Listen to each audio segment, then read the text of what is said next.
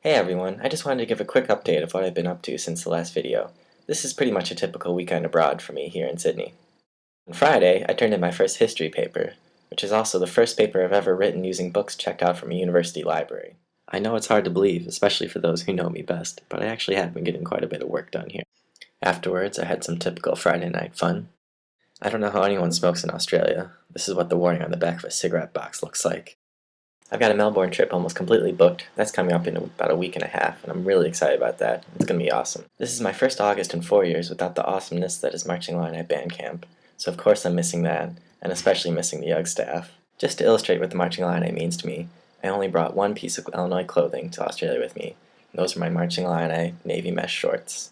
But I have to admit, with some of the changes by the recent administration, I'm kind of glad that I'm on the other side of the world, so that I can't get too angry at anyone. We all have to move on sometime, after all. Saturday, I had to be up early for a class field trip to the aquarium.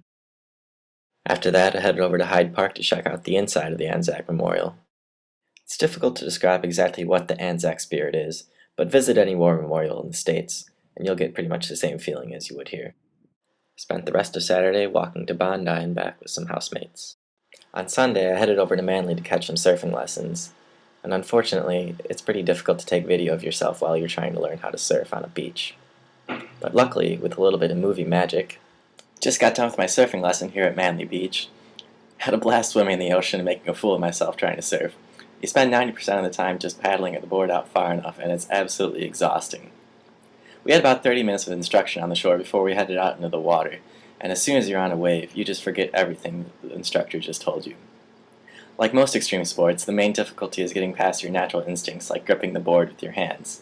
I'll probably take another lesson once it gets warmer, although with a wetsuit the water didn't feel cold at all. The clouds looked a little threatening, but it didn't end up raining. We had some pretty good sized waves, most of them were about 2 feet, but a couple of them got up to 10 feet. The mandatory post-lesson surf shop visit when everyone wants to buy a board, until they realize it's about $600, plus another $200 for a wetsuit. Ended the day with another beautiful ferry ride back to Sydney.